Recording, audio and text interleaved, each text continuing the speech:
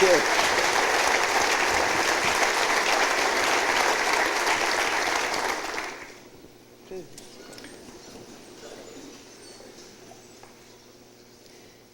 Ms. Seymour, thank you so much for being here and sharing your stories about the Women Air Force Service Pilots. Well, thank you, Rachel. I am absolutely overwhelmed and exuberant at the welcome you've all given me and my fellow male patriots. It's been outstanding, and it's warming the heart, and I'm telling you, every day I hear, I lose 10 years.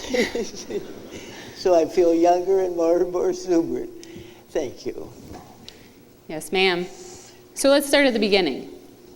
How did you become interested in flying? It's quite a story, actually. I was teaching at Cornell, and after I graduated, and my life was not active enough. I had been very active in undergraduate work.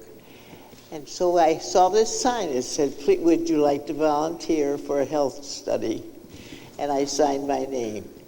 And through that, I opened a door and became the professor in charge of the program. Had recently been appointed director of flight research. This is 1939. 7 universities in the country had expressed interest in the program, and they were trying to find a way you could pick a pilot without going through ground school and flight school. In other words, a quick way to summarize, who's a good pilot, what qualities do you need? And so I said, sure. And Dr. Richard Parmenter was in charge, and he happened to be a World War I pilot.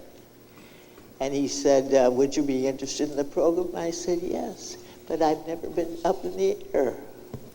So he said, let's go. And he took me to the Ithaca airport, and on a golden October day, we soared in a Piper Cub, a yellow Cub, through the sunbeams of the sky, and I was just overwhelmed. This love of flying is the thread that started me to continue, and fortunately, I had the opportunity, after I received my private pilot's license, to join this new program that Jackie Cochran had started in Sweetwater, Texas. So how did you learn about this new program, the WASPs? Well, I had received, Jackie Cochran, I received my private license in May of 1940. And in 41, this is probably May or June, I had received in the mail an invitation to a cocktail party at Jackie Cochran's apartment in New York City. I was unable to go, but she had culled through the records of the CAA, the Civil Aeronautics Authority, and had found my name, and I was on a list, which is the important thing. You're on a list, and that's how it happened. Then of course, I had a telegram saying to meet the recruiting officer at the Hotel Roosevelt in New York City for an interview. And at the interview, was interesting, Ethel Sheehy said to me, well, you look like a fine specimen of womanhood, and I'm sure you'll pass the Army 6-4. We have an opening in the March class. But now here it is, the 5th of March, and the class starts at the end of March. And I thought, would I be ready to go? What an opportunity. She said, well, you could join the April class if you wish. No, I said, I flipped a nickel. Heads, I go. So I found my way to resign my job, and on my way I went. So you were on your way to Sweetwater, Texas for basic flight training. Can you tell us about Sweetwater, Texas? Sweetwater, Texas, 200 miles west of Fort Worth. It's absolutely the wildest country you've ever seen. and the wind doth blow. So we were all very able to make crosswind landings. It was a great experience. But to go back to my training as a private pilot, I soloed on skis, and it was unexpected. And we had to take hot water to de-ice the skis from the frozen earth. That was a thrill. I was so excited to be able to take off and land in this beautiful country. So the training in Sweetwater was quite rigorous. Oh, the training in rigorous was rigorous, and the ground school was rigorous. The only thing was that there was this undercurrent that you might wash out. A third of the girls washed out of the program. 25,000 women applied, 1,830 were accepted, and 1,074 graduated from the Sweetwater program. You do the math. I think it's about right, a third. So, and when you washed out, you'd come home, your baymates, 6 to a room, would find the mattress of the girl who washed out, folded over, all of her belongings were gone, no note, nothing. She just simply evaporated. And she was whisked away to the Blue Bonnet Hotel, and we heard nothing about it. And that sort of an idea of being sent home was not exactly acceptable to me.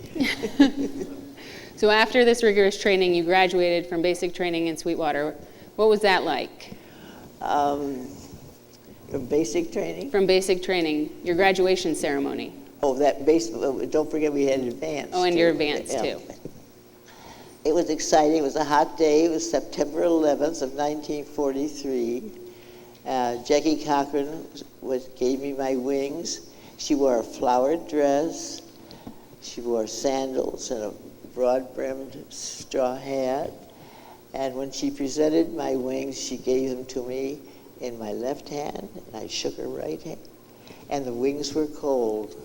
And I said, I did it. I finished. So it was a wonderful moment. And what did your family think about you flying military aircraft?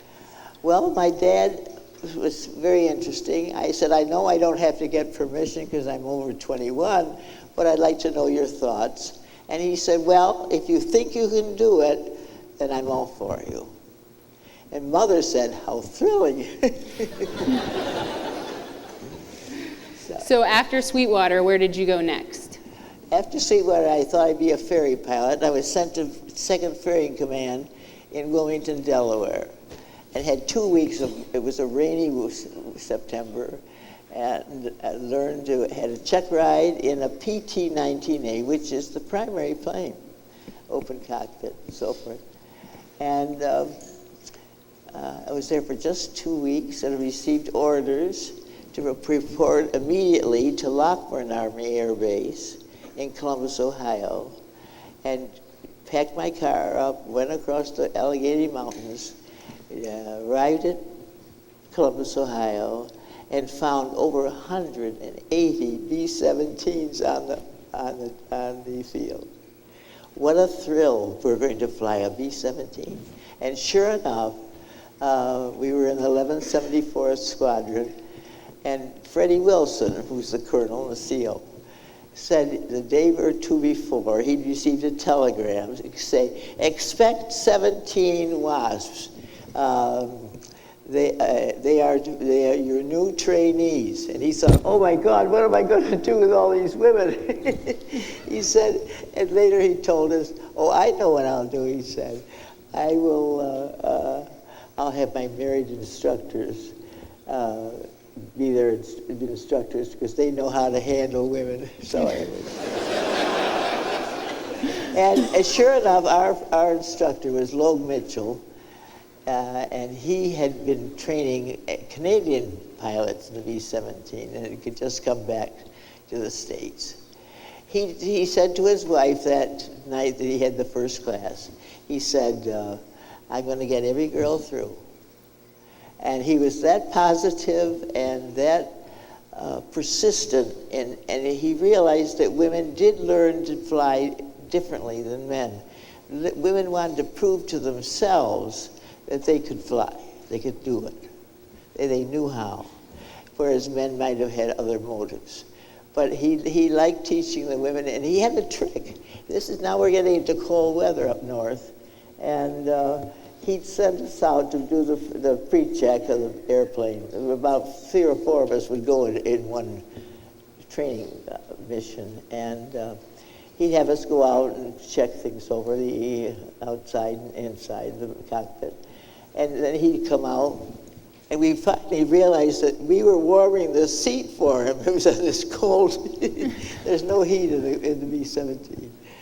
It's a big airplane, and the very first time I'm a student, I'm in the left seat, he's in the right, and all of a sudden, and during the course of the flight, the number 3 engine caught on fire. And fortunately, I'd read the manual, and we were all turning switches, cutting off things, putting the cowl flaps up, punching the emergency fire extinguisher, and the fire was out. And I said to my, we had trimmed it, so it flew straight and level. And I said, oh, this is the airplane for me. And it was so dependable. The pilots sat even with the propellers, so you could see what was going on with the engines. You had the cowl flaps, which are air intake around the engine, and you had to learn how to handle four engines at one time. Now, I have a good ear, so I could measure up the instruments to where they're supposed to be, and then I'd hear a you know, that little rumble, and I could tweak the engines and get it to purr. It was not a fast airplane. It was cruised around between 180 and 220, but that was a lot better than an AT-17 that we trained in advanced flight at Sweetwater. So it was a wonderful experience. We lived in the nurses' quarters, and flew mornings, afternoons, and the next day would be evenings. So we were flying, and then the ground school would be the other time of the day. We had PT, we marched to class, we had a full colonel march us to the flight line in our class. It was serious, and here we were, women, on an Army base for the first time on the flight line. And we had no real uniforms. We would go to officers' stores and buy, either they were suntans, perhaps if it was warm weather, or greens and pinks, and we must have looked rather tacky. Jackie had these beautiful uniforms made with Santiago blue cloth, and she had Hap Arnold approve of it before. The other choice was the Army drab greens, beige. And he chose the Santiago blue, which is the basis for the Air Force color today. She was a great person. If it hadn't been for Jackie Cochran and for Hap Arnold, General, it was called Commanding General of the Army Air Forces, his interest in us, we wouldn't have had the experience, I'm sure. And there was another general, Yount, who was in charge of the training command, and he was gung-ho for the WASP also. So Jackie had power where she needed it, but she didn't have the power she needed in Congress to fund our program. So we can go on that later. So throughout the war, you moved around a lot. Oh, I did move around a lot. After we graduated, our CO at Freddie Wilson at Columbus, as a graduation present, gave us a silver dollar with Sweetheart Air Force wings soldered on the other side. I think we were accepted, and 13 of us graduated from that program. We did do We had night flight. We got our instrument rating and 4-engine certificate. We went to Wright-Patterson. We flew up there one day to go through the oxygen chamber and learn what happens when you don't have enough oxygen. Yeah, we each had a pad and a pencil, and you'd write some story or some line, your name, address, and then you'd wake up and here it would be off the page. Your pencil was off the page. I think we went up to 38,000 feet in that time, and we did touch 43,000 feet on our oxygen certificate. So one of the requirements in the Air Force was oxygen mask at 10,000 feet. So where else did you fly? What? Where else did you fly throughout the war? Well, after we were trained B-17 pilots, 5 of us were sent to the Everglades, and this is called a Buckingham Army Airfield. A field is just a temporary operation. A base is like Maxwell Field. Base, we had permanent housing and beautiful, old trees, and whereas a field you were in the sunshine and it's stark, and you had to of course, we had to make our own entertainment too. In Buckingham, we were assigned rooms in the civilian dormitory and barracks, and we slept under, we had cots and slept under mosquito netting. Mosquitoes were a troublesome thing. And you'd be on a date, of course we didn't wear stockings. Some of the girls even painted a black line in the back of their legs to look like stockings. We got tan, of course. And then we had 23 mosquito bites one night, I counted, and I didn't touch them. I didn't scratch them or anything. The next morning, they're gone. This is a flexible gunnery school, and there were thousands of young boys, 18, 19, 20 years old, who were training to be gunners for the build-up for D-Day. And because we wore these peculiar mixed-up uniforms, we'd have whistles and calls and who are these women on the base and so forth and so on. And then, of course, that settled down.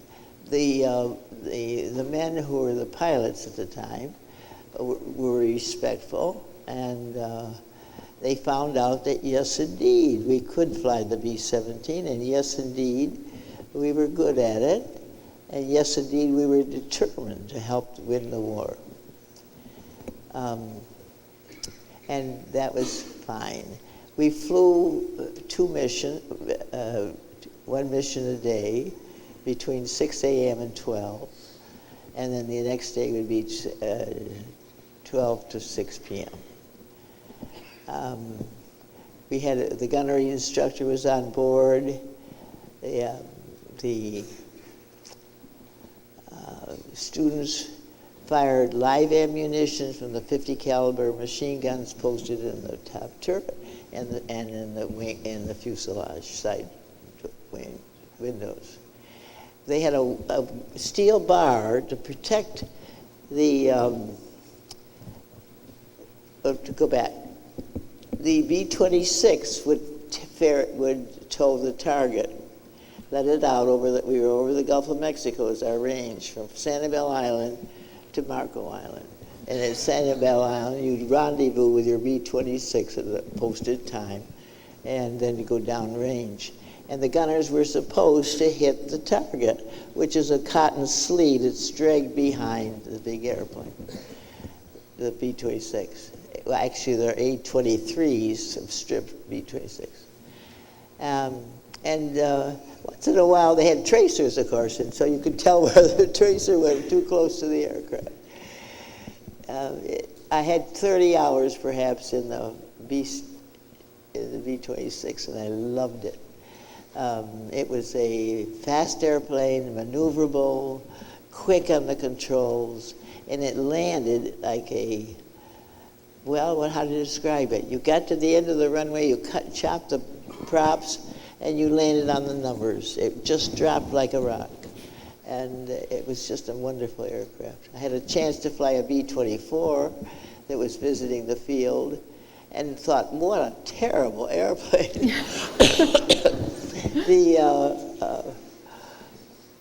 There's always been a nice little conversation between the B-17 and B-24 pilots, because the B-17, let's face it, is the last of the tail draggers, and it had that big tail, that wide fuselage, and it was a tough one to land in a crosswind. But I loved it. Nick, next. So after and I finished it. I could go through the mission if you want me to, from splash. The idea was to teach the gunners how to fire a gun from a moving base to a moving target. And you'd skim the water of the Gulf, and hit the water would hit the bullets would hit the water, and then you try to hit the splash on the water. We did have what's known as 12 o'clock high exercises when we flew by Page Air Force Base, which is field, actually, it's a field, small. And the P-39s would come up, and now the gunners put film in their guns. And they would practice 12 o'clock high, coming at different angles so the gunners could have different pokes. I did fire the 50 caliber, and it had a kick to it. It was good and interesting. Nothing exciting happened in terms of adventuresome thoughts there, but one day the 50 caliber